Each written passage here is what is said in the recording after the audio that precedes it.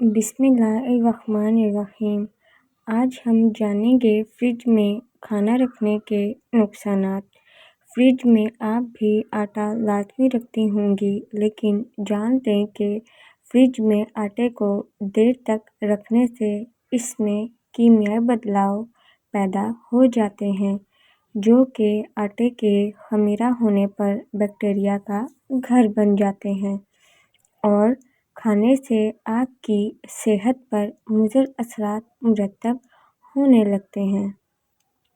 आपने देखा होगा कि फ्रिज के रखे हुए आटे की रोटियां और नान पराठे ठंडे होने पर इतना मज़ा नहीं देते जितना ताज़े आटे की रोटियां देती हैं।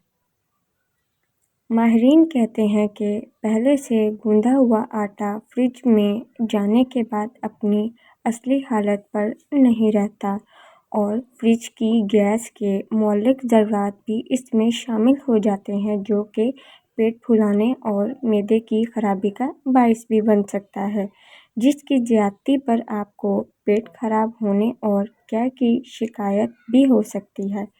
इसलिए 2 दिन से ज़्यादा फ्रिज में आटा ना रखें। बेहतर यही है कि रोज़ाना की ज़रूरत का ताज़ा आटा गूंद कर इसे इस्तेमाल करें। इससे ग़िज़ाइयत भी भरपूर और अफ़ादियत भी बेशुमार रहती है।